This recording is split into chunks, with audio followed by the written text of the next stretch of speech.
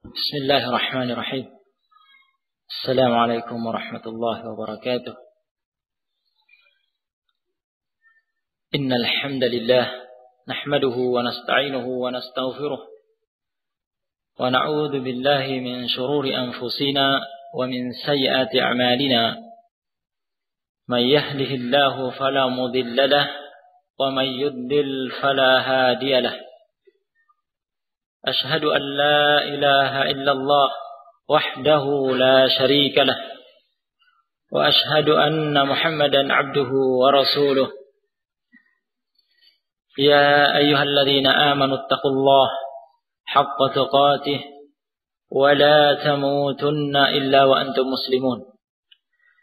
يا أيها الناس اتقوا ربكم الذي خلقكم من نفس واحدة وخلق منها زوجها وبث منهما رجالا كثيرا ونساء واتقوا الله الذي تساءلون به والأرحام إن الله كان عليكم رقيبا.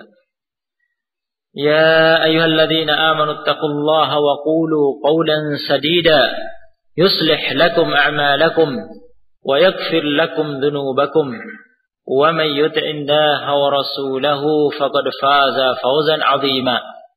أما بعد فإن أصدق الكلام كلام الله وخير الهدى هدى محمد صلى الله عليه وآله وسلم وشر الأمور محدثاتها وكل محدثة بدعة وكل بدعة ضلالة وكل ضلالة في النار. أيها الإخوة أعزني الله وإياكم جميعا.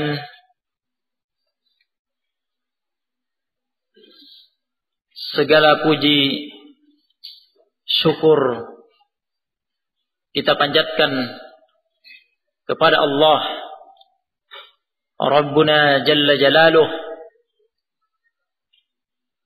yang telah memberi taufik kepada kita, menolong kita semua untuk dapat berkumpul di masjid ini dalam rangka at-tafaqquh fid-din, mendalami agama syariat Allah Subhanahu wa taala, dalam rangka talabul ilm, dalam rangka menuntut ilm. Kita menjelang masuknya bulan Ramadan, bulan yang diberkahi oleh Allah Subhanahu wa taala.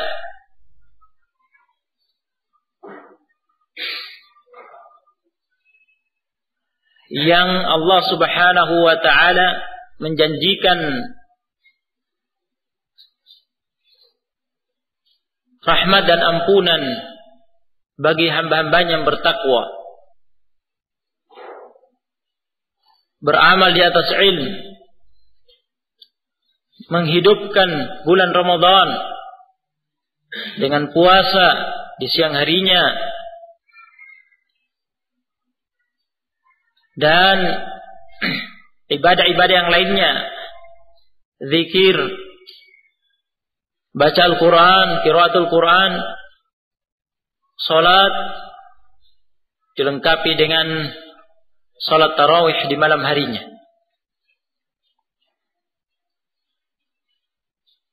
Dan ada satu malam yang dijanjikan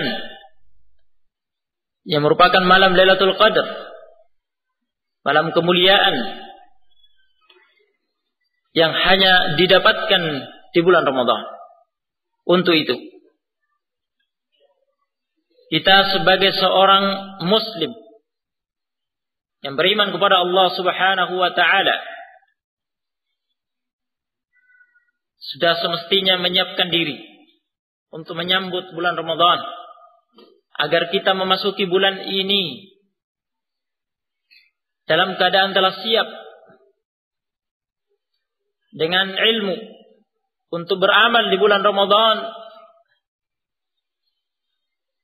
dengan ilmu yang telah kita miliki.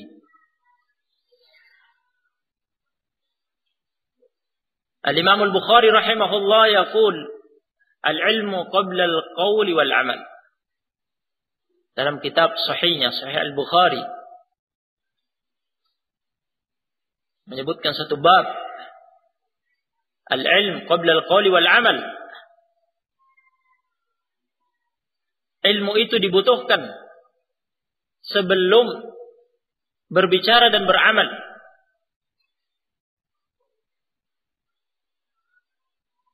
Sebagaimana diperintahkan oleh Allah Subhanahu wa taala dalam firman-Nya, "Fa'lam annahu la ilaha illallah wastaghfir li dzambik walil mu'minina wal mu'minat." Ilmuilah olehmu wahai Muhammad, wahai Nabi. Perintah bagi Nabi Muhammad sallallahu alaihi wasallam dan perintah bagi seluruh umatnya agar berilmu, mengilmui. Sesungguhnya tidak ada Tuhan yang hak selain Allah Subhanahu wa taala. Berilmu dulu. Kemudian istighfarlah. Minta ampunan. Atas dosamu, dosa kaum mukminin dan kaum mukminat.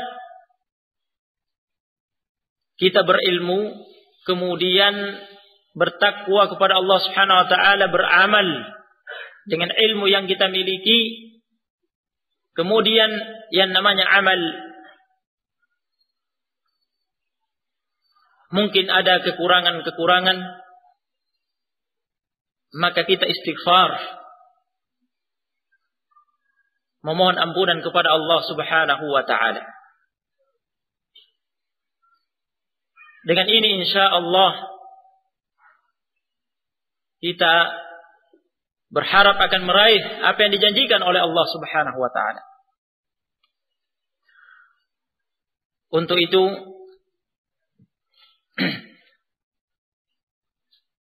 kita akan mempelajari syariat Allah Subhanahu wa taala seputar puasa, apa-apa yang terkait dengan bulan Ramadan yang akan kita dapatkan insyaallah taala pada kajian yang akan kita laksanakan pada daurah ini, dan untuk membantu kita semua agar mudah mempelajari dan mengikuti, maka kita dalam hal ini akan membaca apa yang telah kami tulis sebagai syarah penjelasan terhadap kitab yang ditulis oleh Al-Imam Al-Allamah Abdurrahman bin Nasir As-Sa'di rahimahullah. Beliau adalah guru Syekh Al-Imam Al-Allamah Muhammad bin Shalih Al-Utsaimin rahimahullah.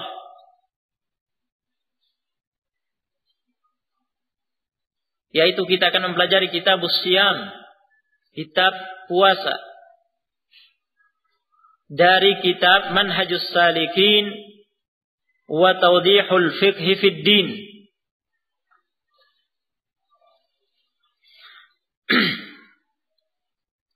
Namun tentunya mengingat waktu kita terbatas, karena ini sifatnya daurah,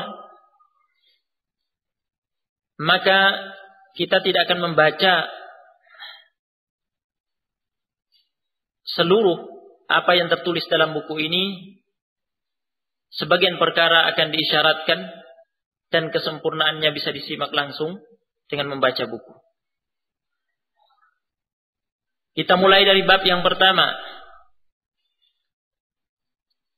pendahuluan. Al-Imam As-Sa'di rahimahullah berkata, Kitabus Siyam,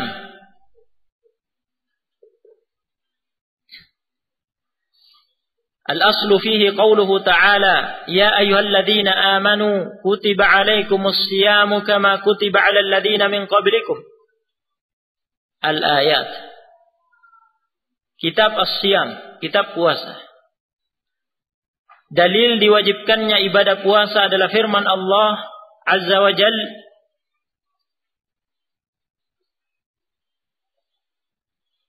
ya ayyuhalladzina amanu kutiba alaikumus siyamu kama kutiba 'alal ladzina min qablikum.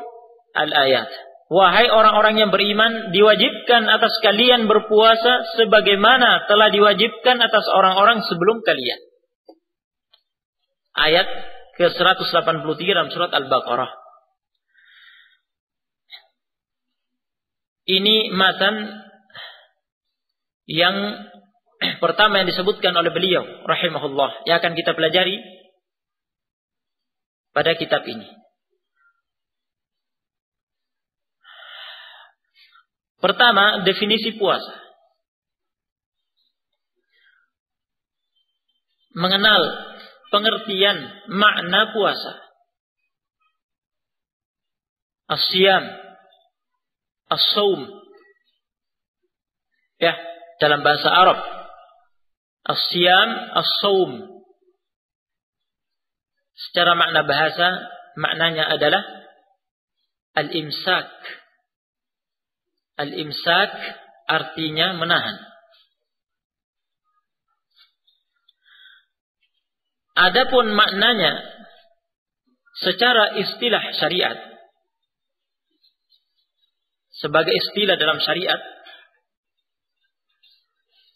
definisi yang terbaik yang kami sebutkan di sini adalah yang dibawakan oleh Asy-Syaikh Al-Utsaimin rahimahullah dalam kitab Asy-Syarhul Mumti'.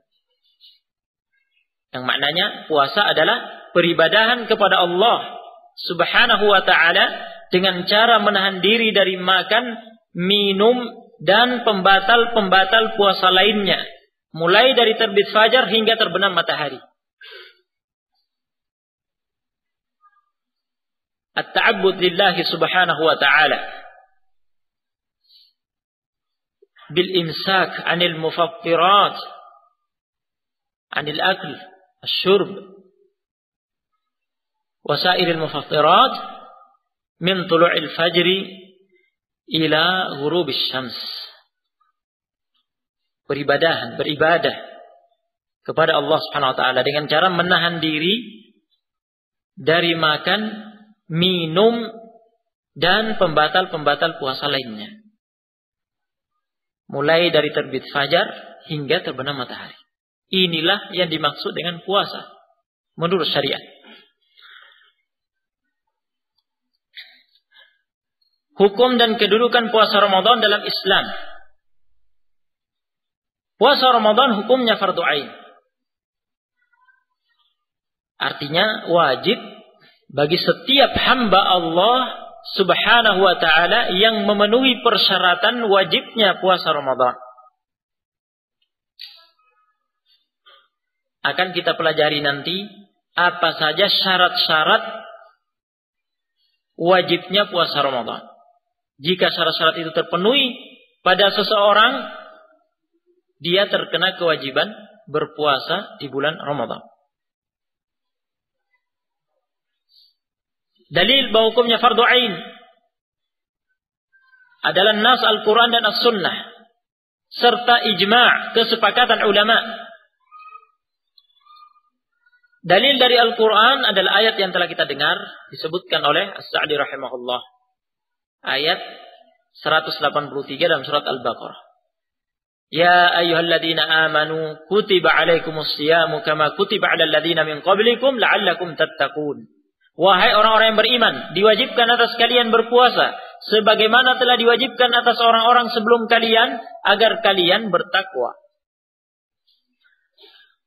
Dalil dari As-Sunnah, Sunnah Nabi alaihi salatu wassalam, ada beberapa hadis yang menetapkan wajibnya puasa Ramadan. Di antaranya hadis Talha bin Ubaidillah radhiyallahu anhu mengenai kedatangan seorang Badui Arab menemui Rasulullah sallallahu alaihi wasallam bertanya tentang urusan-urusan agama. Dan di antara yang disebutkan pada hadis itu, faqala, kata Badui Arab tersebut, akhbirni ma faradallahu alayya minas siyam. Lalu orang Badui itu berkata, beritahu aku tentang apa yang Allah wajibkan atasku di antara ibadah puasa. Faqala, Rasulullah sallallahu alaihi wasallam menjawab, syahr Ramadhan illa an tatawwa'a syai'a. Puasa di bulan Ramadan kecuali engkau ingin melakukan sesuatu sebagai puasa sunnah. Hadis ini muttafaq alaih. Hadis yang kedua, hadis Ibnu Umar radhiyallahu anhuma. Bunyal Islamu ala khamsin. Islam didirikan di atas 5 dasar. Syahadati an la ilaha illallah wa anna Muhammadar Rasulullah. Persaksian tidak ada Tuhan yang benar selain Allah dan Muhammad adalah utusan Allah. Wa iqamis salati. Mendirikan salat. Wa ita'iz zakati. Membayar zakat. Wal hajj. Menunaikan ibadah haji. Wa shaumi Ramadan. Dan berpuasa Ramadan. Berpuasa Ramadan. Hadis ini muttafaq alaih.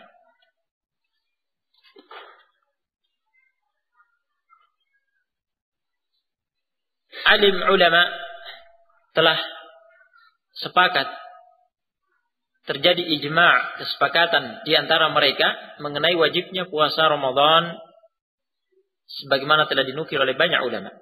Ijma' tersebut. Ini ijma' yang bersifat qat'i. Qat'i artinya meyakinkan. Ijma', kesepakatan ulama tersebut sifatnya qat'i artinya meyakinkan. Karena wajibnya puasa Ramadan merupakan perkara yang telah jamak diketahui dalam agama Islam.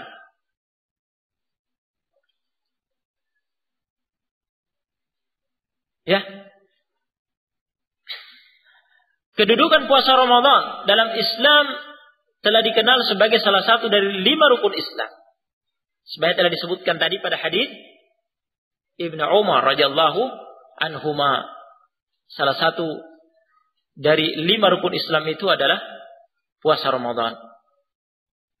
Juga pada hadis Jibril alaihissalam, yakni hadis yang meriwayatkan tentang kedatangan Jibril alaihissalam dengan sosok seorang lelaki yang datang bertanya kepada Rasulullah sallallahu alaihi wasallam tentang Islam, iman dan ihsan. Dan pada keterangan jawaban Nabi SAW tentang Islam disebutkan puasa Ramadan. Jadi kedudukan puasa Ramadan dalam Islam sangat tinggi. Salah satu dari 5 rukun Islam.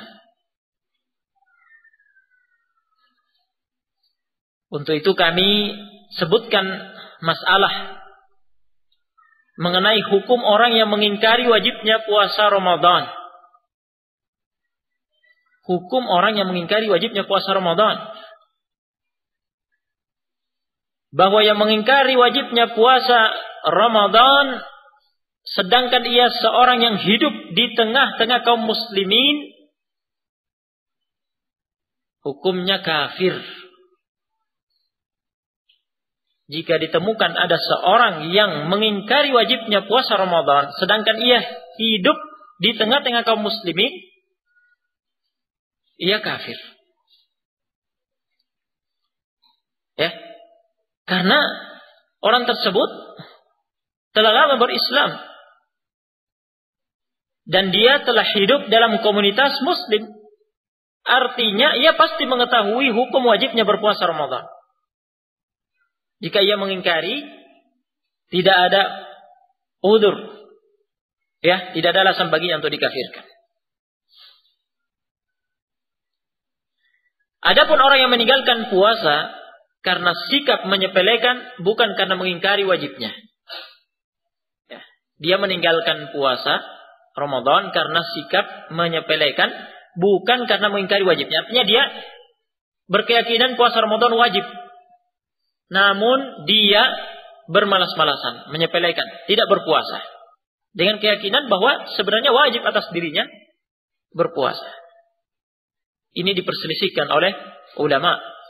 Ada yang mengkafirkan dan ada yang tidak mengkafirkan. Ya, tetapi menghukuminya fasik. Ya. Yang benar dalam hal ini, orang tersebut tidak kafir. Yang benar tidak kafir. Dia hanya fasik. Ya, ini fatwa Al-Utsaimin rahimahullah. Kami nukil juga ini fatwa guru besar kami Al-Imam Muqbil Al-Wadi'i, dan juga fatwa Al-Lajna Ad-Daimah lil Buhuth Al-Ilmiyah wal Ifta, lembaga tetap untuk penelitian ilmiah dan fatwa kerajaan Arab Saudi, yang diketuai oleh Al-Imam Ibnu Baz. Al-Imam Ibnu Baz, yang juga Al-Imam Ibnu Baz ini adalah gurunya Syekh Al-Utsaimin dan gurunya Syekh Muqbil rahimahumullahu jami'an.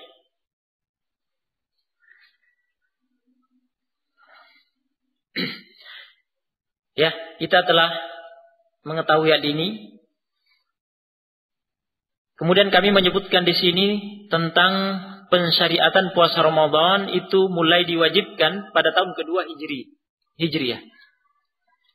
Puasa Ramadan mulai diwajibkan pada tahun kedua Hijriyah. Tahun kedua Hijriyah.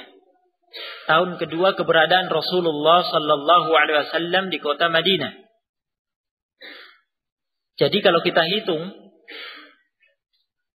Rasulullah sallallahu alaihi wasallam wafat pada bulan Rabiul Awal tahun ke-11 Hijriyah. Ya, berarti mulai dari tahun kedua Hijriyah sampai ya terakhir Rasulullah SAW menjalani puasa Ramadan tahun 10 Hijriyah. Berarti beliau berkesempatan alaihi salatu wassalam berkesempatan menjalankan berapa kali puasa Ramadan? 9 kali puasa Ramadan. Ya, tahun ke-11 Hijriah sudah tidak mendapatkannya karena meninggal pada bulan Rabiul Awal. Kami lengkapi pembahasan ini dengan memaparkan fase-fase pensyariatan puasa Ramadan.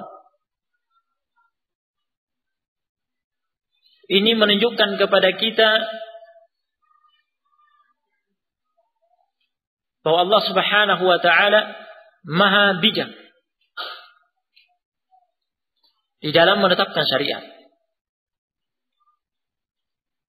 Pensyariatan puasa Ramadan sampai pada syariat yang kita kenal sekarang ini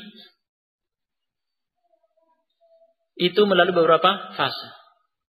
Fase yang pertama berdasarkan firman Allah Subhanahu wa taala dalam Al-Baqarah, surat Al-Baqarah ayat 184,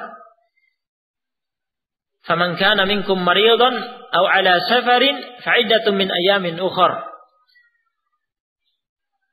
Barang siapa di antara kalian, ya, maka dari itu barang siapa di antara kalian sedang sakit atau dalam safar, ya ini perjalanan keluar daerah, lalu ia berbuka, fa'iddatun min ayamin ukhra.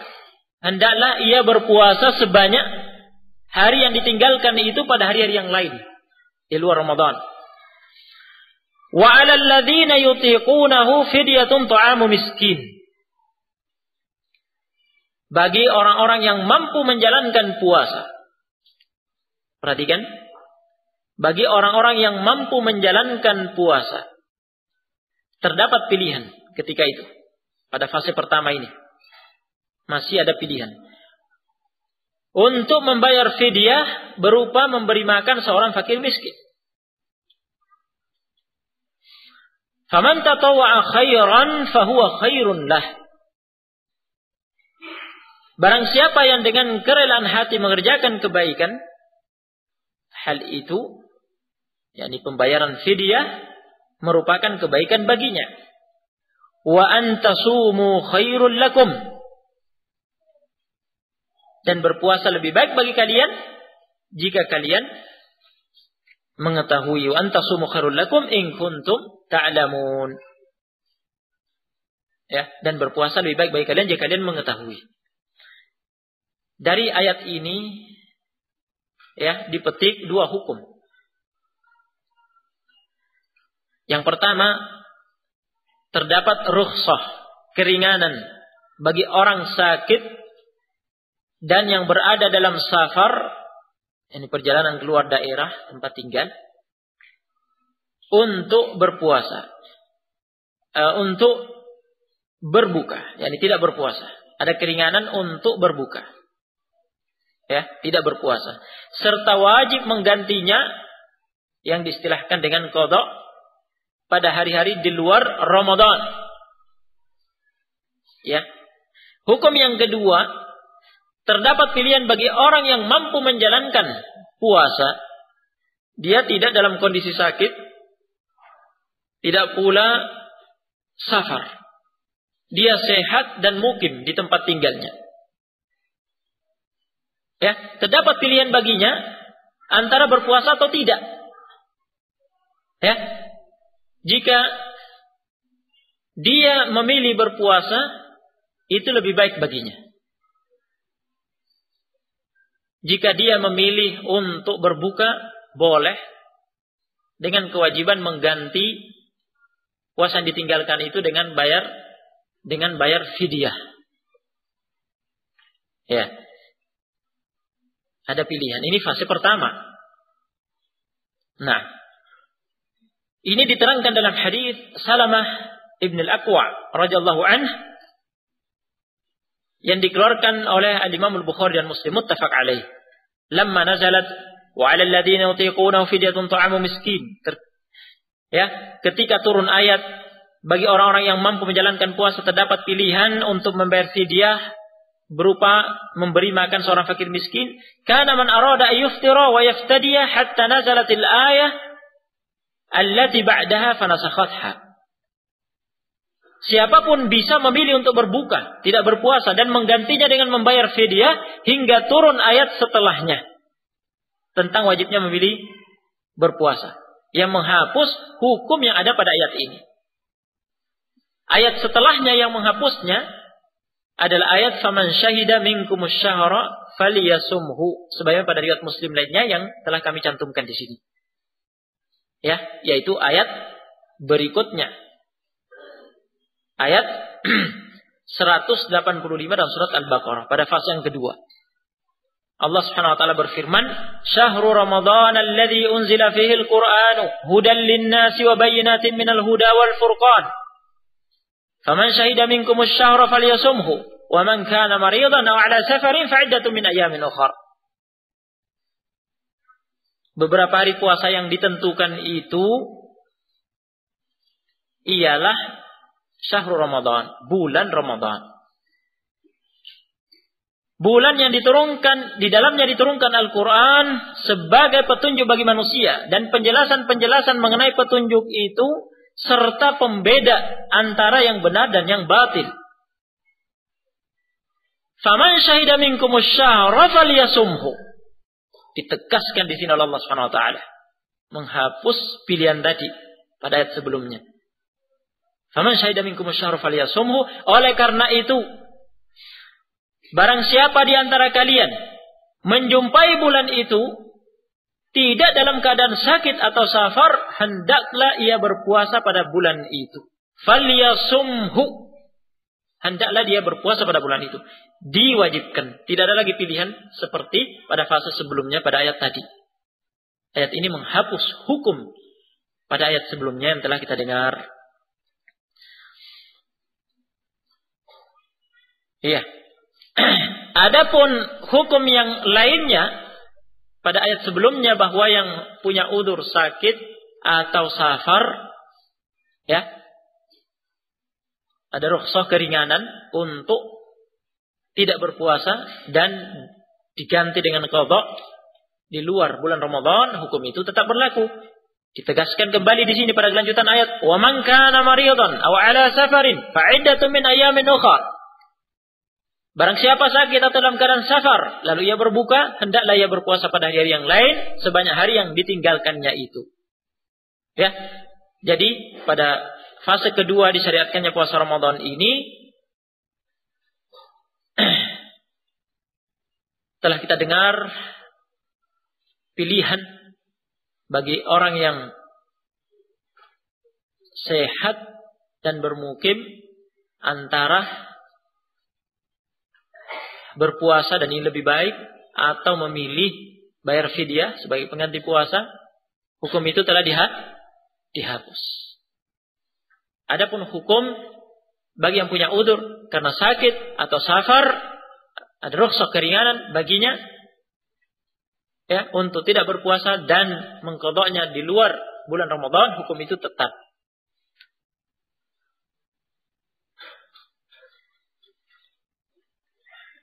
Namun pada fase ini ya ada satu hukum yang berlaku ketika itu, kemudian hukum itu juga dihapus pada fase yang ketiga. Yaitu hukum yang pertama yang kami sebutkan di sini ya. Bagian A diwajibkan ya, halaman 8 ya. Bagian A, diwajibkan berpuasa Ramadan bagi orang yang sehat dan bermukim tanpa ada pilihan lagi seperti semula, karena hal itu telah dihapuskan. Ya, telah kita dengar tadi. Akan tetapi dengan ketentuan ketika itu, dengan ketentuan jika seseorang tertidur saat datangnya waktu buka puasa, sebelum sempat berbuka puasa, maka tidak diperbolehkan untuk makan, minum, dan menggaul istrinya di malam hari itu atau esok harinya hingga tiba waktu berbuka berikutnya. Jadi kalau terlanjur tertidur, belum sempat berbuka, dia harus meneruskan sampai maghrib esoknya. Ya, ini berat. Namun karena suatu hikmah yang Allah Subhanahu Wa Taala kehendaki. Ya, menginginkan ketakwaan dari hamba-hambanya. Hukum ini diterangkan dalam hadis Al-Bara' bin Azib radhiyallahu anhu. Teks hadisnya kami sebutkan lengkap di sini. Ya. Yang intinya menceritakan hukum tersebut. Bahwa para sahabat Muhammad sallallahu alaihi wasallam, jika seseorang dari mereka berpuasa ya, kemudian datang waktu berbuka, lantas ia tertidur sebelum berbuka, terkena hukum tidak boleh makan malam harinya itu dan esok harinya hingga tiba waktu berbuka berikutnya, maghrib berikutnya. Kemudian di sini diceritakan suatu peristiwa yang menimpa salah satu sahabat, yaitu Qais ibnu Sirmah Al-Ansari. Qais bin Sirmah Al-Ansari radhiyallahu anhu, yang berpuasa ketika itu, tiba waktu maghrib, tiba waktu berbuka, dia mendatangi istrinya di rumahnya. Ya, dia seharinya penat bekerja, sudah kelelahan bekerja di siang harinya, tiba waktu berbuka, datang menemui istrinya, minta dihidangkan makanan untuk berbuka. Ternyata tidak ada. Ya, karena kemiskinan ya yang mendominasi pola hidup kehidupan para sahabat radhiyallahu anhum pada waktu itu. Ya, kata istrinya tidak ada. Tetapi ya, tunggu saya akan nyarikan. Iya. Istrinya berangkat mencarikan makanan, dia menunggu karena sudah kelelahan ini, kerja di siang harinya, ternyata kalah dengan kantuknya, tertidur, belum sempat buka puasa kan tadi? Belum sempat buka puasa karena baru dicarikan. Ya, tertidur. Qadarullah. Ya, datang istrinya melihat suaminya telah tertidur, kata dia, khaybatan lak. Ya, merugi engkau. Akhirnya dia terkena hukum tersebut. Ya, malam itu sampai esok harinya terus berlanjut puasanya, menahan. Ternyata di siang harinya apa yang terjadi? Pingsan. Ya, di siang harinya pingsan. Ya, karena laparnya. Hal itu dilaporkan kepada Nabi sallallahu alaihi wasallam. Fanazalat hadhil ayah. Kemudian diturunkanlah firman Allah Subhanahu wa taala pada ayat setelahnya. Ya, ayat setelahnya yaitu ayat 187 dari surat Al-Baqarah.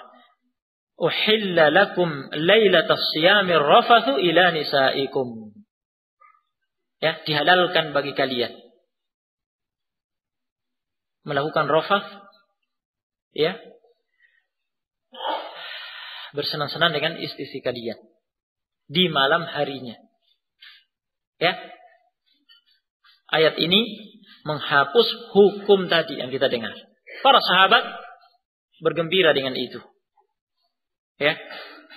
Dan turun pula menyusul ayat berikutnya, yakni kelanjutan ayat, wa kulu washrabu hatta yatabayyana lakumul khaytul abyadu minal khaytil aswad. Makan dan minumlah kalian hingga tampak jelas bagi kalian, ya, benang putih, maksudnya warna putih, yaitu terangnya, ya, sinar fajar, minal khaytil aswad, dari benang hitam, maksudnya warna hitam, yakni sisa gelapnya malam, yaitu sampai jelas terbitnya fajar. Ya, ayat ini menghapus hukum tadi. Walhamdulillah. Maka pada fase yang ketiga, ya, berdasarkan firman Allah Subhanahu wa taala, uhilla lakum lailatas siyamir rafathu ila nisaikum hunna libasul lakum wa antum libasul lahun. Alimallahu annakum kuntum takhtanuna anfusakum fataba 'alaikum wa 'afa 'ankum. فالآن باشروهن وابتغوا ما كتب الله لكم وكلوا واشربوا حتى يتبين لكم الخيط الأبيض من الخيط الأسود من الفجر ثم أتموا الصيام إلى الليل ولا تباشروهن وأنتم عاكفون في المساجد تلك حدود الله فلا تقربوها كذلك يبين الله آياته للناس لعلهم يتقون. Ayat 187. Dihalalkan bagi kalian pada malam hari bulan puasa untuk bercampur dengan istri-istri kalian. Yani mutlak dihalalkan. Ya. Berarti hukum tadi sudah tidak berlaku. Ya. Mereka itu adalah pakaian bagi kalian dan kalian pun adalah pakaian bagi mereka. Allah mengetahui bahwasanya kalian mengkhianati diri kalian sendiri. Maksudnya mengkhianati di sini tidak dapat menahan nafsu terhadap istri kalian. Ya, mengkhianati diri di sini karena diri ini adalah amanah, ya, bagi seseorang untuk bertakwa kepada Allah, menjaga dirinya agar tidak melanggar syariat Allah Subhanahu wa taala. Jika membawa diri ini untuk bermaksiat kepada Allah, melanggar syariat Allah, berarti mengkhianati, ya, amanah tersebut, mengkhianati diri. Itu maksudnya. Ya. Karena itu Allah Subhanahu wa taala mengampuni kalian dan memberi maaf kepada kalian. Jadi hukum tadi itu berat. Hukum tadi itu berat. Allah Subhanahu wa taala kemudian memberi keringanan, dihapus hukum itu dan Allah Subhanahu wa taala mengampuni, memberi maaf. Ya. Sekarang hukum yang baru ini sekarang campurilah mereka. Carilah apa yang telah ditetapkan Allah Subhanahu wa taala untuk kalian. Ya, anak, ya, dinatkan untuk dapat anak. Baik, dan makan minumlah hingga tampak jelas bagi kalian benang putih dari benang hitam, yaitu fajar. Mutlak halal makan dan minum di malam harinya. Ya, meskipun sempat tertidur sebelum berbuka. Ya, ketika bangun halal makan dan minum. Ya, dan bercampur dengan istri. Ya. Ini hukum yang terakhir. Kemudian sempurnakanlah puasa itu sampai datang malam. Akan tetapi janganlah kalian campuri mereka selagi kalian beriktikaf dalam masjid-masjid. Ya, tentang i'tikaf akan kita bahas insyaallah bagian akhir buku ini. Di bagian akhir buku ini. Biiznillah ta'ala. Ya, itulah larangan Allah, janganlah kalian mendekatinya. Demikianlah Allah menerangkan ayat-ayatnya kepada manusia supaya mereka bertakwa. Ya, fase inilah yang menjadi hukum puasa yang tetap hingga hari kiamat dan menghapus hukum puasa sebelumnya. Diwajibkan bagi kaum muslimin untuk berpuasa Ramadan dari rentang waktu terbit fajar, yaitu waktu subuh, hingga terbenam matahari. Serta diperbolehkan bagi mereka di malam harinya hingga terbit fajar untuk makan, minum, dan menggauli istri-istri mereka. Ya, dan ada udzur bagi yang sakit, bagi yang safar untuk tidak berpuasa, ya, dan diganti dengan qada di luar bulan Ramadan. Penjelasan detailnya akan kita pelajari nanti pada bab berikutnya biidznillah ta'ala. Selesai pembahasan bab yang pertama. Kita masuk ke bab yang kedua, halaman 11. Syarat-syarat wajibnya berpuasa Ramadan. Al-Imam As-Sa'di rahimahullah berkata, "Wa yajibu siyamu Ramadhan 'ala kulli muslimin balighin 'aqilin qadirin 'ala shaum." Berpuasa Ramadan wajib atas setiap muslim yang telah baligh, berakal dan mampu untuk berpuasa. Jadi intinya Sa'di rahimahullah di sini menyebutkan, ya, dengan matan ini menyebutkan syarat-syarat wajibnya berpuasa Ramadan. Ya. Penjelasan detailnya, syarat yang pertama, ya, mulai dari halaman 12 keterangannya. Syarat pertama, muslim. Jadi syarat utama diwajibkannya berpuasa Ramadan atas seorang adalah berstatus muslim. Seorang yang kafir tidak diwajibkan berpuasa dan tidak sah melakukannya. Ya. Jika ia masuk Islam, ia tidak diperintahkan untuk melakukan qada puasa yang ditinggalkan selama dia kafir. Nah, namun perlu kita ketahui di sini bahwa orang-orang kafir itu yang meninggal di atas kekufuran, mereka akan diazab, disiksa oleh Allah Subhanahu wa taala dalam neraka karena kekufuran mereka, dan semakin dilipat gandakan azab atas mereka dikarenakan mereka tidak melaksanakan kewajiban-kewajiban syariat. Akan semakin dilipat gandakan azab mereka, siksa mereka dikarenakan tidak sholat, tidak berpuasa, dan seterusnya. Jadi mereka diazab bukan hanya dikarenakan kekufuran mereka. Ya, diazab karena kekufuran mereka itu sebab utamanya. Namun karena mereka tidak sholat, tidak puasa, dan seterusnya yang diwajibkan dalam syariat ini, azab atas mereka semakin dahsyat, semakin dilipat gandakan karena meninggalkan kewajiban-kewajiban ini. Namun mereka jika dalam keadaan kafir, sholat, berpuasa tidak akan sah, harus masuk Islam dulu.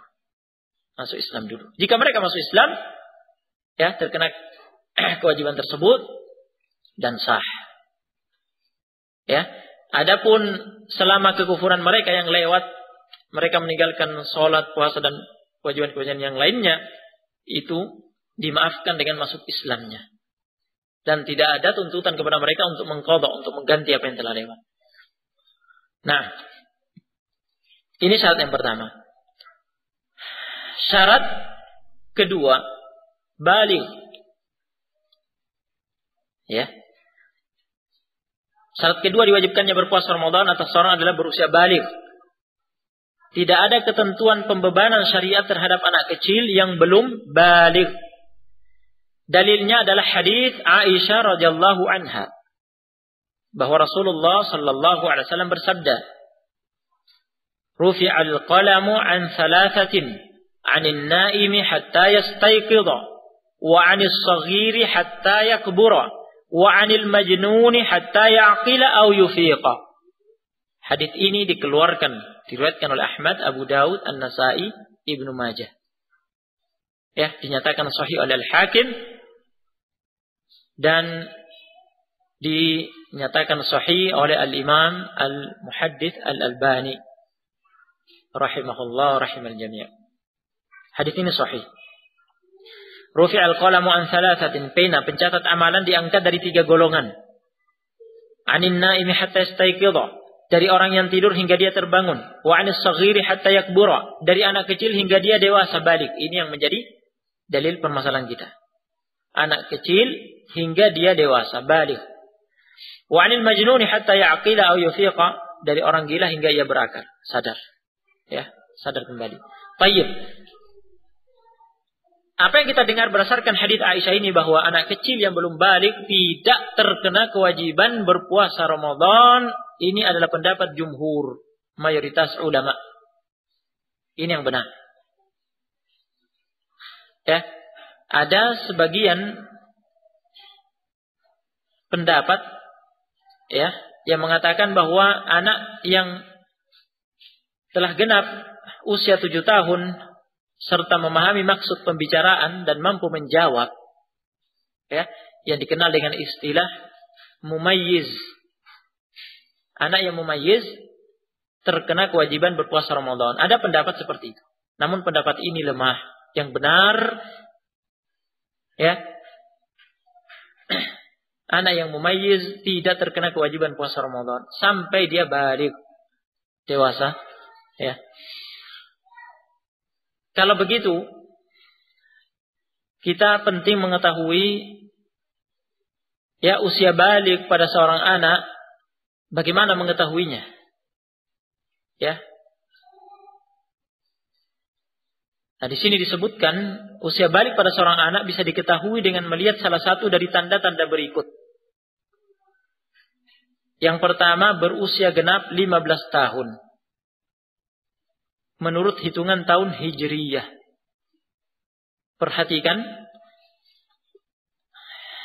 hukum ini mengingatkan kita pentingnya mengetahui hitungan tahun Hijriyah.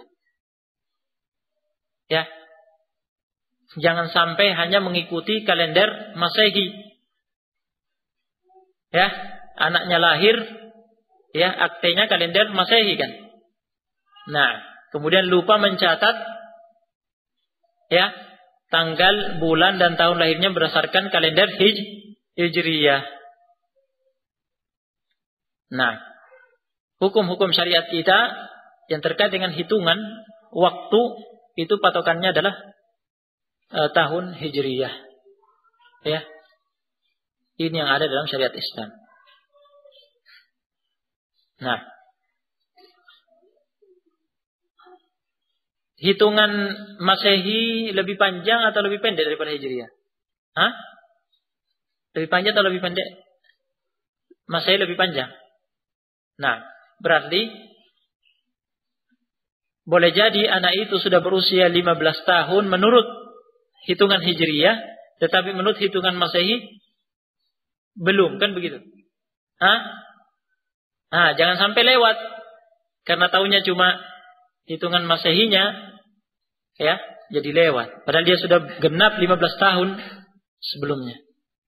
Nah, ini sekadar peringatan agar kita perhatikan. Tanda yang kedua, tumbuh rambut di sekitar kemaluan.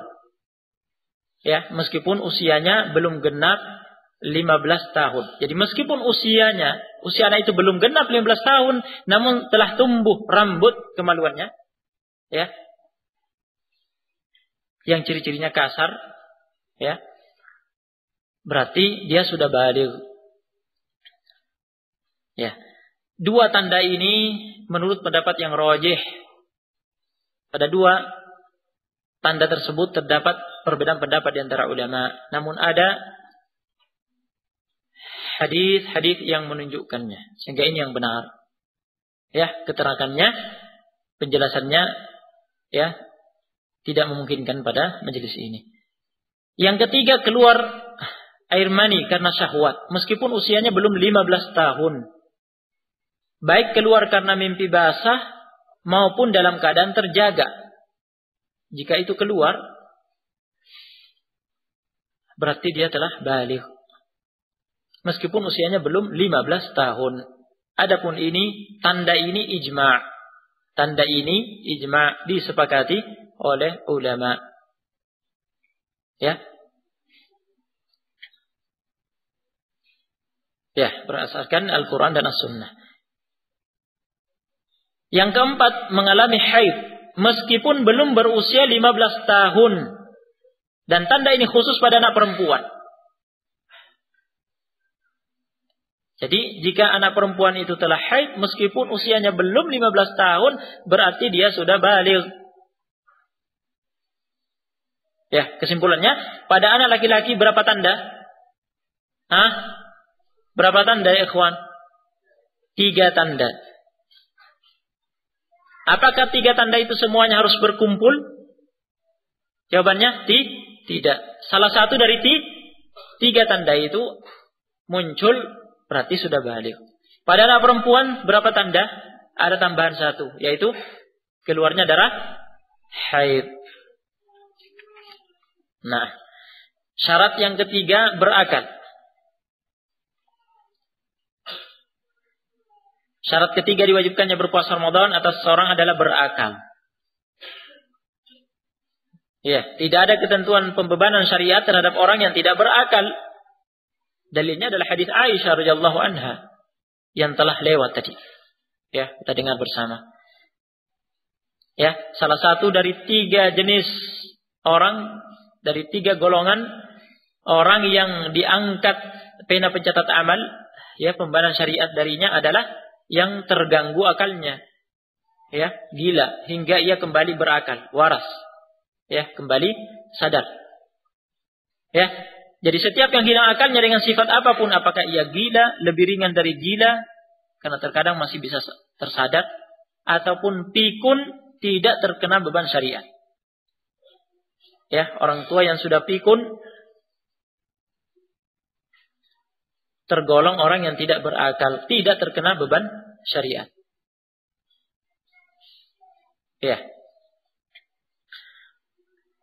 Disebutkan di sini bahwa menurut pendapat yang benar, apabila orang gila itu kembali waras, maka tidak diwajibkan atasnya untuk melakukan qadha atas kewajiban-kewajiban ibadah yang telah ditinggalkannya selama hilang akalnya.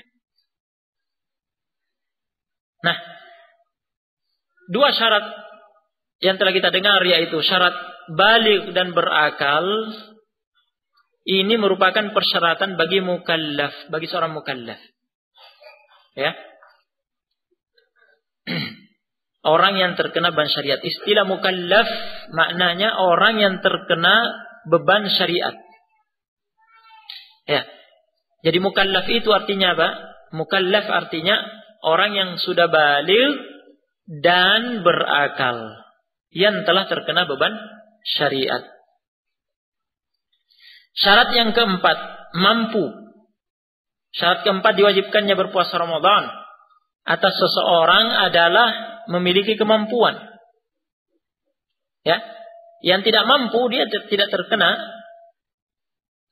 pembebanan syariat. Ya. Dalilnya adalah firman Allah Subhanahu wa taala, la yukallifullahu nafsan illa wus'aha. Allah tidak membebani seseorang melainkan sesuai dengan kemampuannya. Dan ayat-ayat yang semakna dengan ini. Terkait dengan masalah ketidakmampuan seseorang yang menjadi udzur baginya untuk tidak berpuasa, perhatikan, terkait dengan ketidakmampuan seseorang yang menjadi udzur untuk tidak berpuasa, ya, kata Ibnu Utsaimin rahimahullah dalam kitab Asy-Syarhul Mumti', menurut penelitian dan pengamatan terbagi menjadi 2 jenis. Yang pertama, jenis ketidakmampuan yang bersifat tidak tetap karena sakit yang masih berkemungkinan sembuh. Ketidakmampuannya bersifat tidak tetap. Karena apa? Karena sakit yang masih berkemungkinan sembuh. Ya. Nah, jenis ini mendapatkan rukhsah keringanan untuk tidak berpuasa selama udzur berlangsung dan berkewajiban menggantinya dengan qada puasa di luar Ramadan. Ya, masalah ini akan dibahas secara detail pada babnya nanti, insyaallah.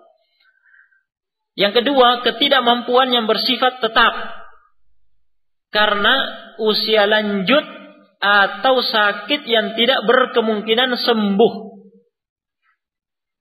Usia lanjut yang dimaksud di sini, ya, perhatikan pada catatan kaki kami terangkan. Ketuaan yang dimaksud adalah yang belum mengalami pikun. Ya, sehingga dia masih mukallaf yang tetap terkena beban syariat selama dia mampu. Ingat kembali syarat sebelumnya. Ya, syarat mukallaf itu balik dan berakal. Ya, sehingga orang yang pikun bukan lagi mukallaf. Jadi ketuaan yang dimaksud di sini selama belum mengalami pikun. Adapun orang yang tua yang sudah pikun tidak mukallaf lagi. Ya, dia tidak terkena lagi beban syariat secara keseluruhan. Ya, selain puasa, sholat dan yang lainnya. Ya, tidak wajib lagi karena sudah pikun. Nah, yang kedua, sakit yang tidak berkemungkinan sembuh. Apa maksudnya sakit yang tidak berkemungkinan sembuh? Ya, pada catatan kami terangkan, yakni berdasarkan diagnosis pakar medis yang ahli di bidangnya dan terpercaya, atau berdasarkan kebiasaan yang terjadi. Jadi, vonis bahwa penyakit yang diderita seorang itu tidak berkemungkinan sembuh, ya, berdasarkan apa yang pertama?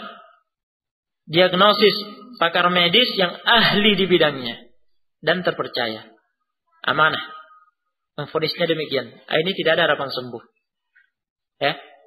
Atau berdasarkan kebiasaan yang terjadi. Ada penyakit-penyakit tertentu menurut kebiasaan yang terjadi, ya, memang tidak diharapkan sembuh.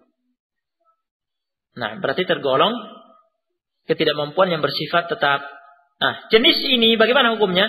Jenis ini mendapat rukhsah, mendapat keringanan untuk tidak berpuasa dan berkewajiban menggantinya dengan membayar fidyah, memberi makan fakir miskin. Ya. Jadi beda kan hukum golongan yang pertama dengan golongan yang kedua. Ya, golongan yang pertama yang ketidakmampuannya bersifat tidak tetap karena sakitnya masih berkemungkinan sembuh. Satu saat sembuh biidznillah taala. Ya, ada rukhsah keringanan untuk tidak berpuasa selama udzurnya berlangsung. Kewajibannya setelah sembuh nanti di luar bulan Ramadan mengqadha, menggantinya dengan qadha puasa. Adapun yang kedua, karena ketidakmampuannya bersifat tetap, ya, usia sudah lanjut, sudah tidak mampu berpuasa sama sekali, atau tersiksa dengan puasa.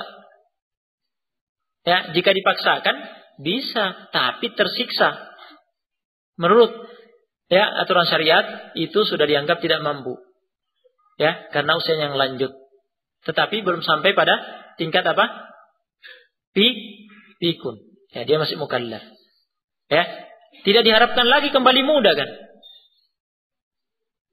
Jadi kewajibannya adalah bayar fidyah, pengganti puasa.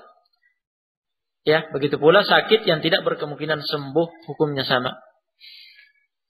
Barakallahu fikum. Syarat yang kelima, mukim.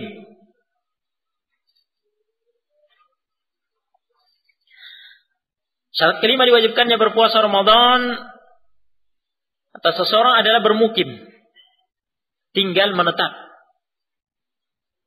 Ya. Berdasarkan ini, seseorang yang melakukan safar, perjalanan keluar daerah tempat tinggal di bulan Ramadan mendapat rukhsah keringanan untuk tidak berpuasa. Tetapi kewajibannya adalah mengganti puasa yang ditinggalkannya itu selama safarnya dengan melakukan qadha puasa di luar Ramadan. Secara detail permasalahan ini akan dibahas nanti pada babnya. Bi'idznillah ta'ala. Syarat ke-6, tidak ada penghalang. Syarat ke-6 ini ya khusus bagi wanita, yaitu terbebas dari haid dan nifas yang menghalangi untuk berpuasa. Ya. Wanita yang sedang haid atau nifas haram berpuasa dan tidak sah puasanya jika melakukannya. Ini menurut ijma', menurut kesepakatan alim ulama. Ya, ini juga akan dibahas secara detail pada babnya. Bi'idznillah ta'ala. Kita selesai dari pembahasan syarat-syarat wajibnya puasa Ramadan. Ya, jika syarat-syarat itu seluruhnya terpenuhi, berarti seseorang wajib berpuasa di bulan Ramadan. Berikut berbagai masalah terkait syarat-syarat wajib puasa.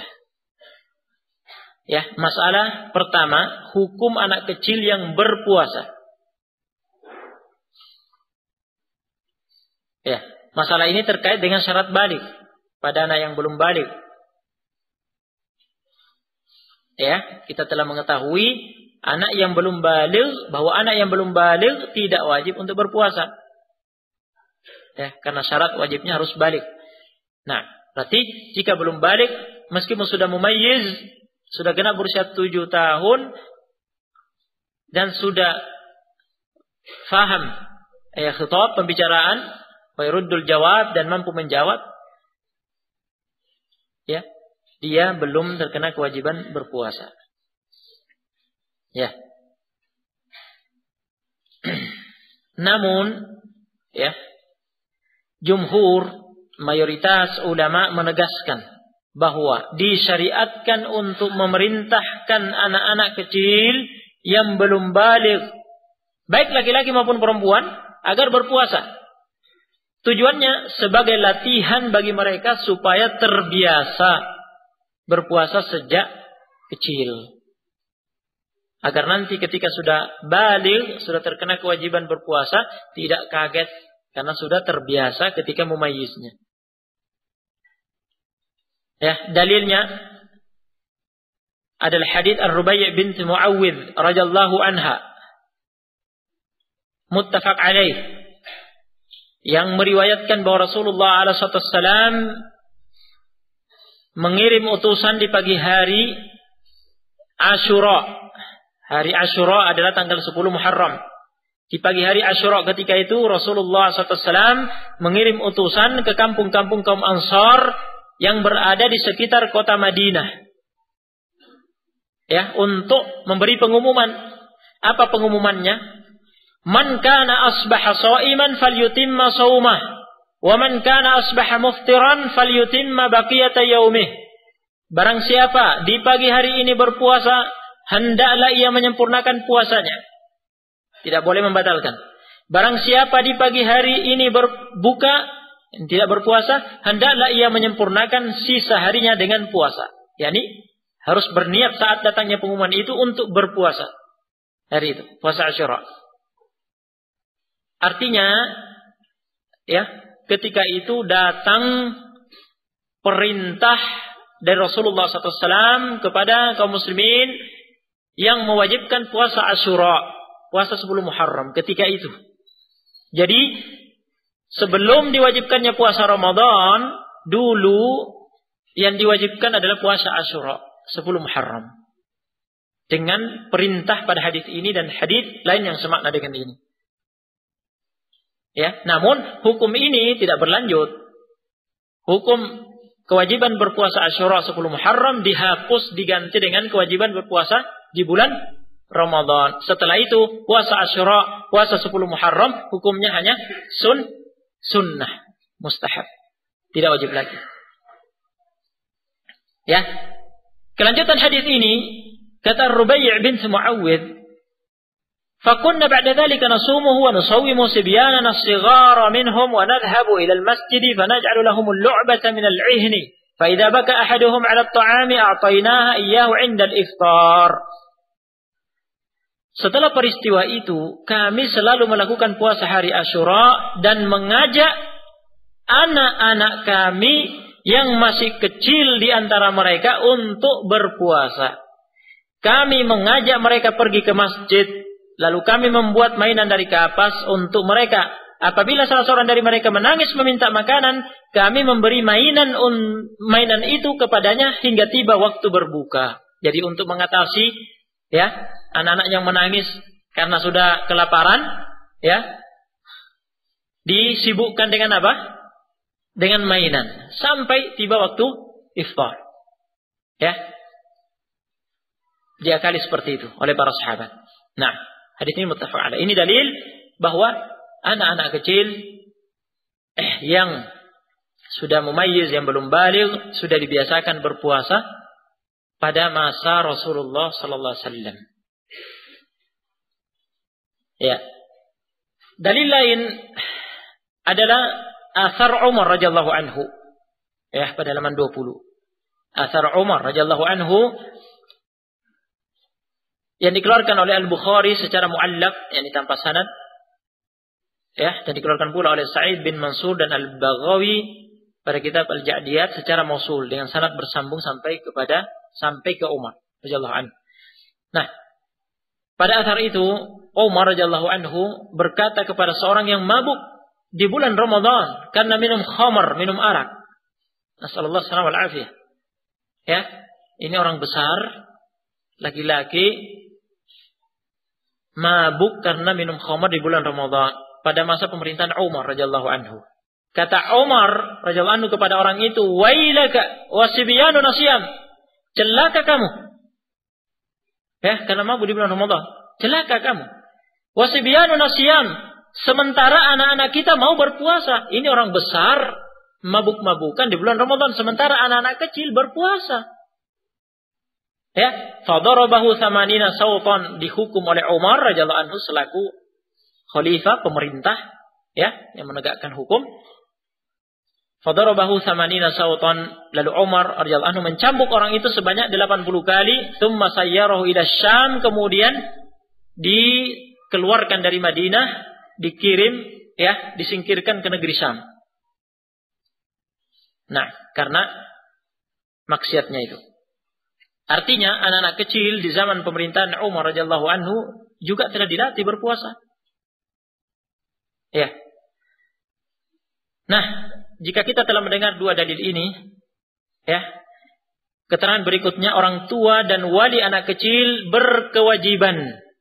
Ya. Jadi kewajiban untuk melatih, memerintahkan anak-anak agar berpuasa, kewajiban ini tertuju kepada orang tua dan wali. Ya, orang tua dan wali anak kecil berkewajiban memerintah anaknya agar berpuasa di bulan Ramadan sebagai ibadah yang bersifat sunnah, tidak wajib baginya.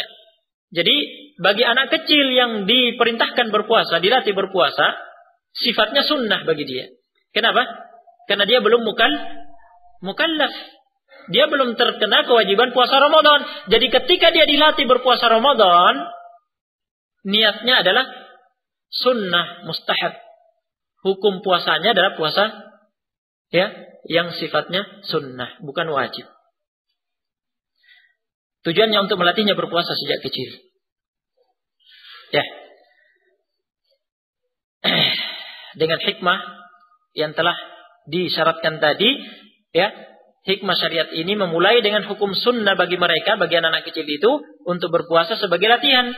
Sehingga nantinya terbiasa melakukannya saat menginjak usia baligh.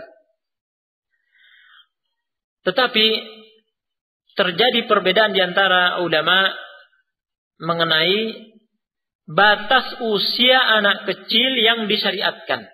Batas usia anak kecil yang disyariatkan. Ya, ada beberapa pendapat dalam masalah ini. Kami menukil pendapat yang terkuat. Ya, pendapat yang lebih dekat kepada kebenaran yang terkuat adalah pendapat yang difatwakan oleh Syekh Ibnu Baz rahimahullah, bahwa disunnahkan berpuasa bagi anak laki-laki atau perempuan yang usianya telah genap 7 tahun.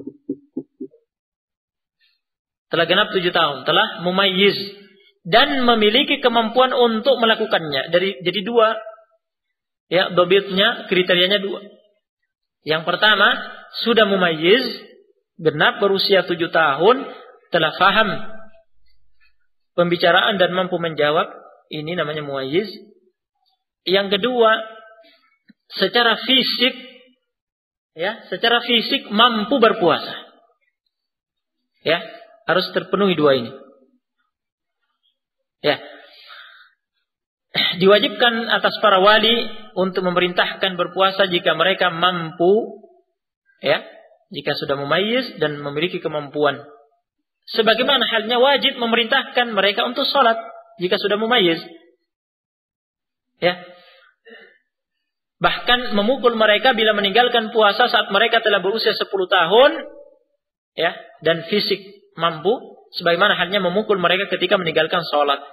Dalil yang menguatkan pendapat ini adalah hadis Abdullah bin Amr ibn al-As radhiyallahu anhuma, riwayat Ahmad, Abu Daud dan yang lainnya. Ya. Hadis yang hasan, ya, yang merupakan hujjah. Rasulullah SAW bersabda, "Muru auladakum bis-salati wa hum abna'u 7 sinina wadribuhum 'alayha wa hum abna'u 10 sinina wa farriquhum bainahum fil madaji'." Perintahkan anak-anak kalian untuk sholat pada usia 7 tahun. Nah, jadi Rasulullah SAW memerintahkan kepada para wali, orang tua, untuk memerintahkan anak-anak mereka melaksanakan sholat 5 waktu pada usia 7 tahun.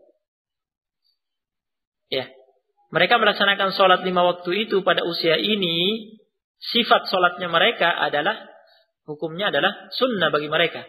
Bukan wajib. Nilainya sunnah. Nah. Begitu pula halnya pada usia ini juga diperintahkan untuk berpuasa Ramadan. Ya, sebagaimana dilatih, sudah mulai dilatih salat 5 waktu, juga sudah dilatih berpuasa Ramadan.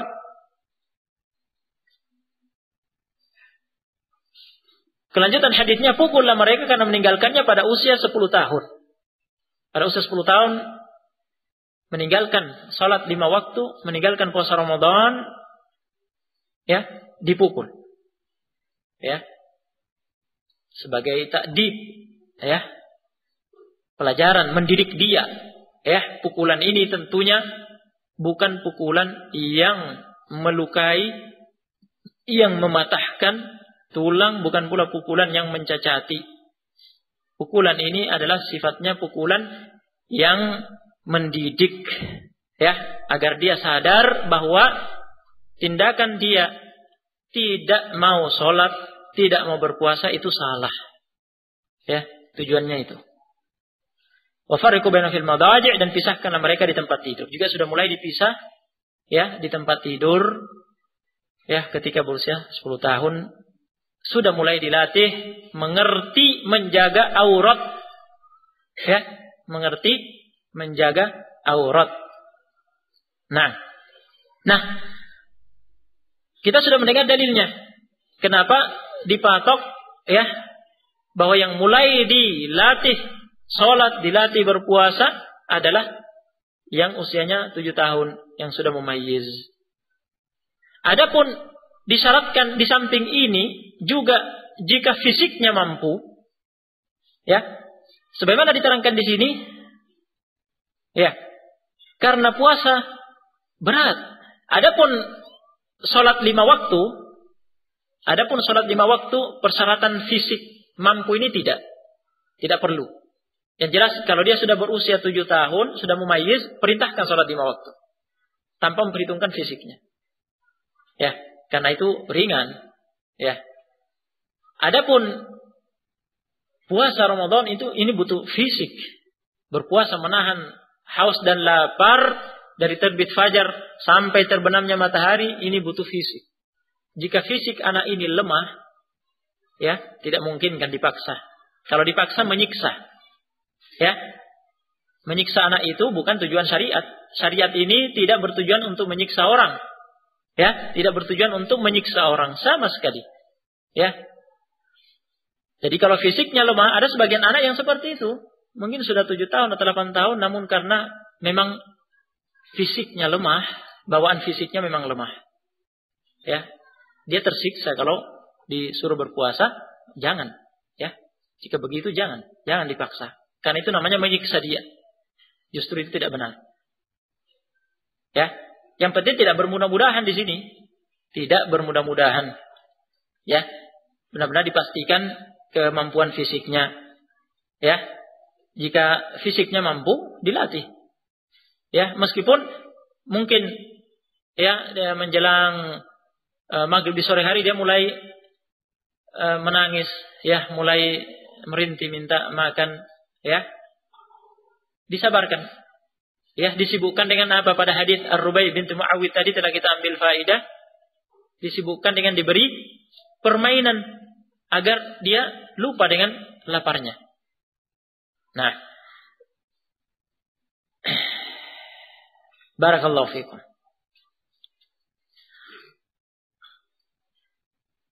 Masalah kedua yang kami sebutkan di sini pada halaman 21, hukum berpuasa bagi seorang kafir yang baru masuk Islam, seorang anak yang baru baligh, dan seorang gila yang kembali sadar di siang hari Ramadan. Jika ada peristiwa, ya, ada orang kafir masuk Islam di siang hari bulan Ramadan. Ya, ada anak yang baru baligh di siang hari bulan Ramadan.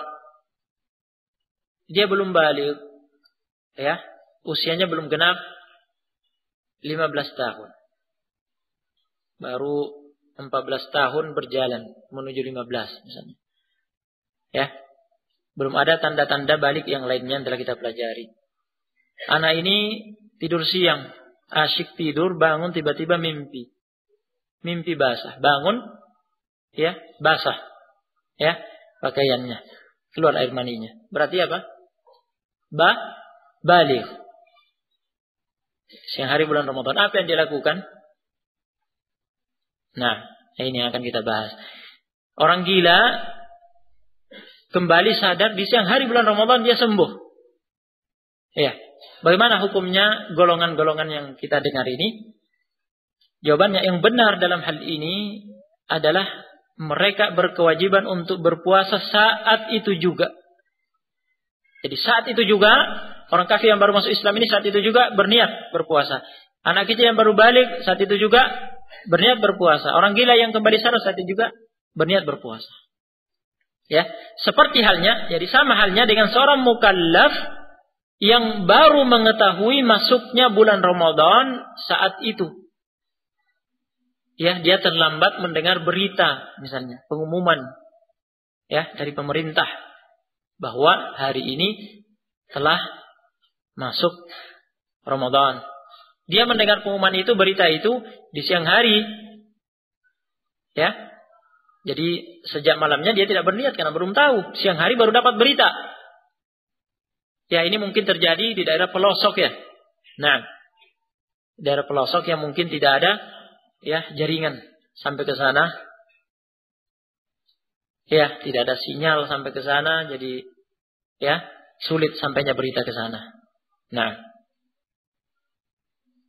ketika sampai berita kepadanya, ya, jam 10 misalnya atau jam 11 atau zuhur, dia mendengar berita, oh ternyata hari ini sudah tanggal 1 Ramadan.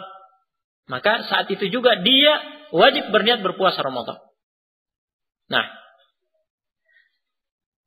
dalil bahwa mereka wajib berpuasa saat itu juga adalah hadis Ar-Rubai binti Muawwidh yang telah lewat disebutkan tadi. Nabi SAW mengirim petugas mengumumkan kepada kaum muslimin di kampung-kampung Ansar pada tanggal berapa itu? 10 Muharram, ketika itu Asyura, yang mewajibkan seluruh kaum muslimin hari itu untuk berpuasa. Yang memang sudah berniat berpuasa sejak malam harinya wajib, ya, menyempurnakan puasa, tidak boleh dibatalkan. Yang sejak malam harinya tidak berniat berpuasa, ketika datang pengumuman itu wajib berniat berpuasa saat itu. Nah, ini yang menjadi dalil. Sudah kita dengar tadi bahwa ketika itu Dengan datangnya pengumuman itu, perintah itu, puasa Asyura 10 Muharram ketika itu diwajibkan.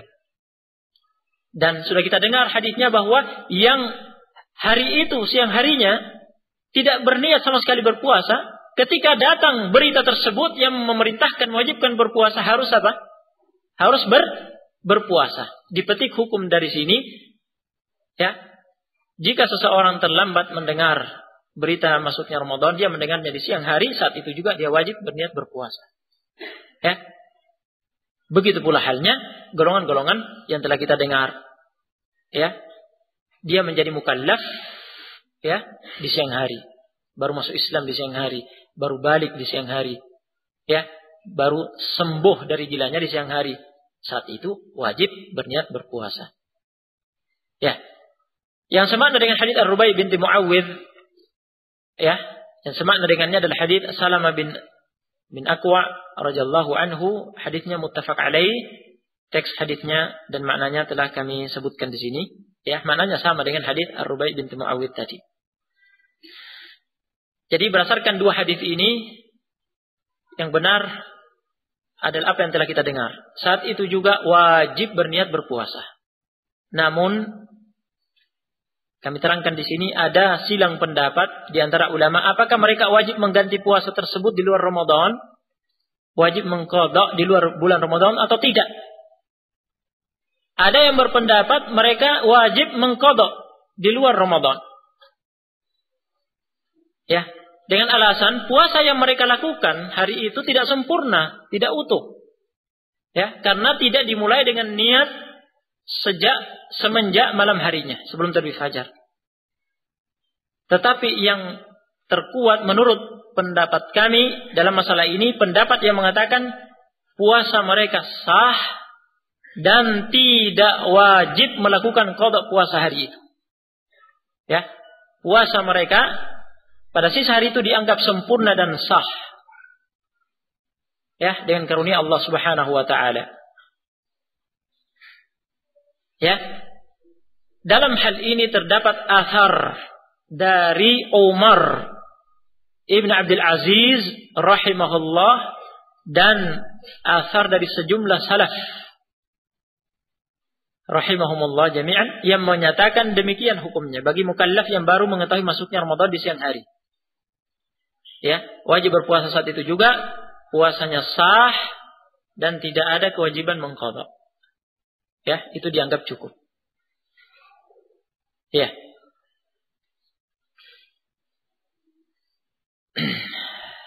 Barakallahu fikum.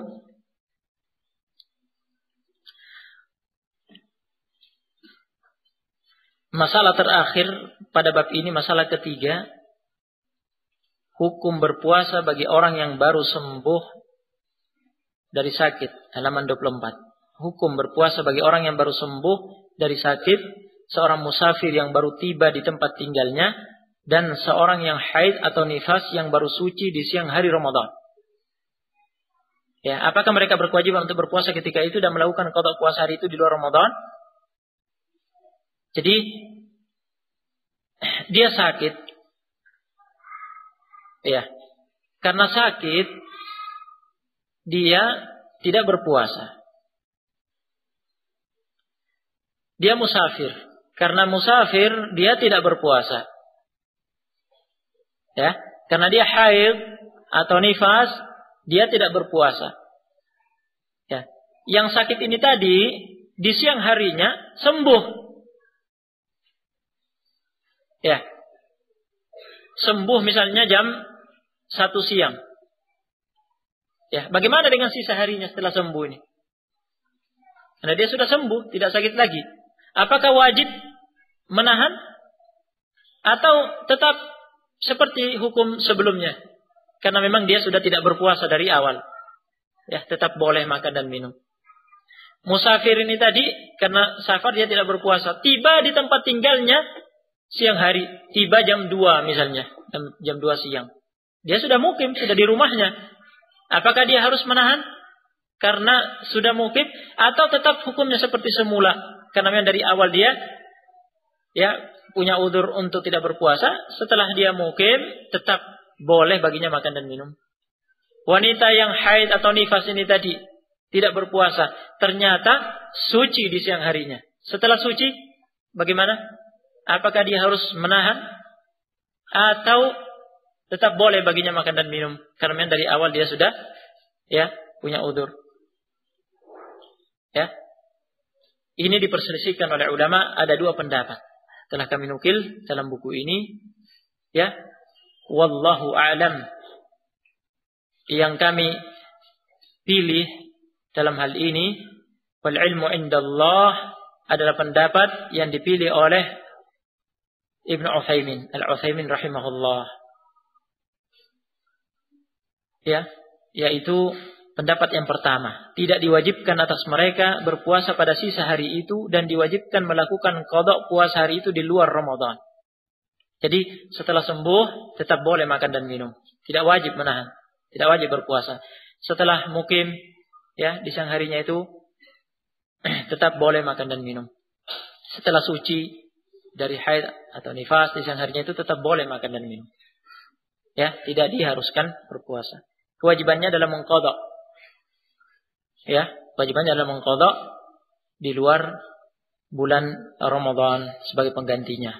Alasannya karena pada hakikatnya tidak diharamkan atas mereka apa yang diharamkan atas orang-orang yang berpuasa pada hari itu. Sejak awal harinya mereka memang telah diperbolehkan untuk berbuka secara lahir dan batin. Adapun keharusan untuk berpuasa pada sisa hari itu tidak ada manfaatnya bagi mereka. Karena juga tidak akan dinilai sebagai puasa yang sah untuk puasa hari itu. Nah, karena tetap harus diqadha, jadi tidak ada gunanya diperintahkan untuk menahan. Wallahu a'lam. Wallahu a'lam. Yang jelas dalam masalah ini ada perbedaan pendapat.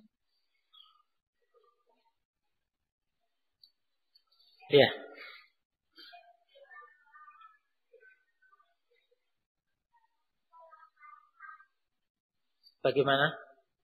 Panitia baiknya lanjut apa istirahat?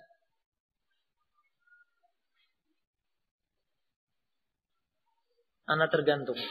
Ana mengikuti sampai 11:30. Baik. Barakallahu fikum. Bab ketiga, ketentuan memasuki Ramadan. Al-Imam As-Sa'di rahimahullah berkata, bi ru'yati hilalihi aw ikmali Sya'ban 30 yawman. Qala sallallahu alaihi wasallam, idza ra'aytumuhu fasumu wa idza ra'aytumuhu faftiru fa in ghumma 'alaikum faqduru. Bisa juga dibaca faqdiru, ada dua qiraah. Faqdiru lahu. Muttafaqun alaih. Wa fi lafdhin faqdiru lahu 30. Wa fi lafdhin fa akmilu 'iddata Sya'ban 30. Rawahu al-Bukhari. Wa yusamu bi ru'yati 'adlin lihilalihi wa la yuqbalu fi baqiyati asy-syuhuri illa 'adlan. Berpuasa Ramadan wajib dilaksanakan dengan berdasar pada salah satu dari dua hal. Yang pertama, adanya ru'yah hilal Ramadan, melihat tanda awal bulan Ramadan. Atau dengan penyempurnaan Sya'ban menjadi 30 hari. Rasulullah sallallahu alaihi wasallam telah bersabda, maknanya berpuasalah kalian ketika melihat hilal Ramadan dan berbukalah kalian mengakhir Ramadan ketika melihat hilal Syawal. Namun jika hilal tertutup, tidak jelas atas kalian, tentukanlah untuknya. Muttafaq alaih. Pada lafaz lain disebutkan, tentukanlah untuknya 30 hari. Pada lafaz lain lagi disebutkan, sempurnakanlah jumlah Sya'ban menjadi 30 hari. Riwayat Al-Bukhari.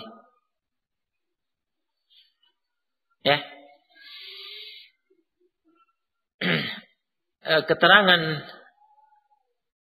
rincian takhrij hadis-hadis ini bisa dilihat pada catatan kaki. Dan keterangan tentang makna faqdiru lahu yang artinya tentukanlah untuknya. Pada riwayat yang kedua dan ketiga terdapat penjelasan makna tentukanlah untuknya di sini, yakni jika hilal tidak terlihat karena tertutup oleh awan atau semisalnya, karena mendung, Ya, atau misalnya kewajiban kaum muslimin adalah menentukan untuknya, maksudnya adalah menentukan untuknya 30 hari, digenapkan 30 hari, diterangkan pada riwayat yang kedua dan ketiga. Nah, pelaksanaan puasa Ramadan bisa dengan dasar persaksian ru'yah hilal dari seorang yang adil. Makna adil akan diterangkan nanti adalah istiqomah, orang yang istiqomah, ya, yang terbebas dari sebab-sebab kefasikan. Sedangkan untuk bulan-bulan lainnya tidak diterima persaksian ru'yah hilalnya selain dari 2 orang yang adil. Nah, pembahasan pertama,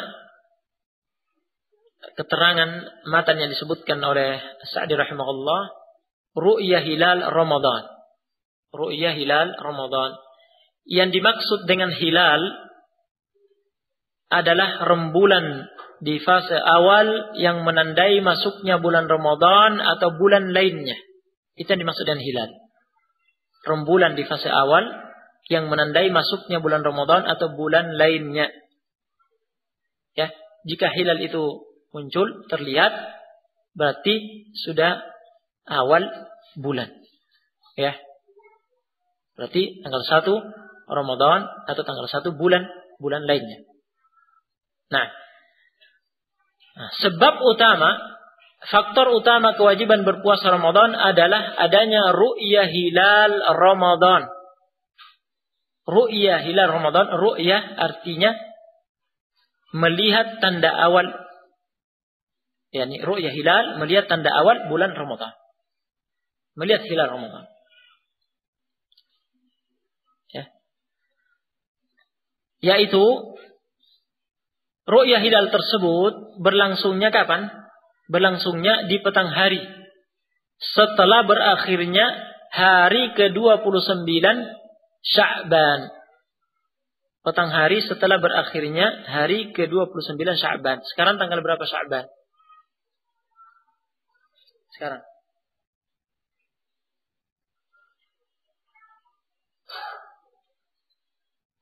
(26). Besok 27. Hari Senin 28. Hah? Enggak. 27 sekarang. Nah, besok 28. Hari Senin 29. Iya. Hari Senin 29. Berarti ya, petang hari, ya, hari Senin, ya, di waktu maghrib itu akan dilakukan apa? Ru'yah hilal. Ya. Jika terlihat, ya, jika ada yang bersaksi melihatnya, satu orang yang adil, yang istiqomah agamanya, berarti ya, diterima persaksiannya oleh pemerintah, ya. Kemudian pemerintah menetapkan, berarti sudah dimulai Ramadan hari Selasa. Ya, seperti itu. Nah, ini kewajiban kaum muslimin. Pemerintah bersama kaum muslimin. Ya. Bagaimana dengan hisab? Ya, ditegaskan di sini, dengan demikian tidak wajib berpuasa Ramadan berdasarkan hisab, perhitungan ilmu falak atau perbintangan. Meskipun para ahli, pakar ilmu falak, ilmu perbintangan menentukan masuknya Ramadan dengan perhitungan mereka, yang menurut mereka ini perhitungan yang jitu, perhitungan yang tepat, ya, tetap tidak bisa dijadikan patokan jika hilal Ramadan tidak terlihat. Ya, meskipun menurut perhitungan ilmu hisab hari Selasa sudah tanggal 1 Ramadan, tetapi ternyata tidak ada yang menyaksikan hilal Ramadan di petang harinya, di hari Senin, ya, masuknya Ramadan tidak bisa ditetapkan berdasarkan perhitungan tersebut. Ya. Oleh karena itu, kami menyebutkan masalah pertama di sini, membahas tentang hukum ilmu hisab. Hukum ilmu hisab dalam menentukan ya masuknya Ramadan dan mengakhiri Ramadan. Ya. Syariat telah mengaitkan perkara ini dengan hal yang bisa ditangkap oleh panca indera dan mudah diamalkan oleh orang kebanyakan. Ya.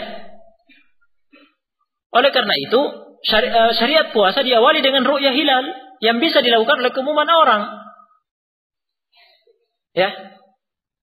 Yang dibutuhkan adalah mata, penglihatan. Yang penting penglihatannya kuat, bagus.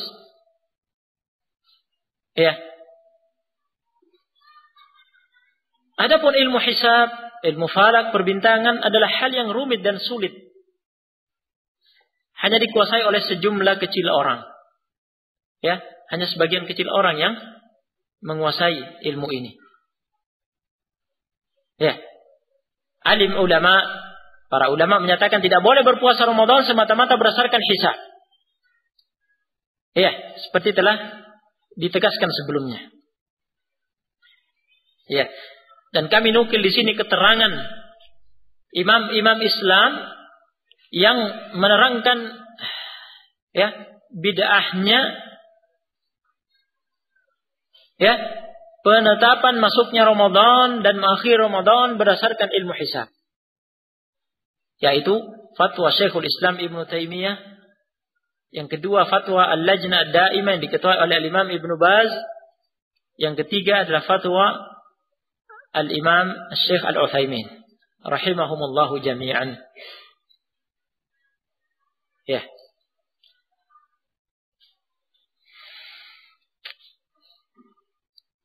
Keterangan selengkapnya ya bisa disimak dalam buku ini. Ya, barakallahu fikum. Ya. Kesimpulannya diterangkan oleh mereka bahwa penetapan masuknya Ramadan, mengakhiri Ramadan, yakni masuknya Idul Fitri ya dengan ru'yah hilal, ini seakan-akan merupakan ijma', kesepakatan ulama. Ya. Jika ada yang menyelisihi ini ya, menyandarkan penetapan itu berdasarkan ilmu hisab, pendapat itu syadz, artinya ganjil, nyeleneh, menyelisihi ya sesuatu yang sudah seakan-akan kesepakatan ulama sejak dahulu kala bahwa harus berdasarkan ru'yah.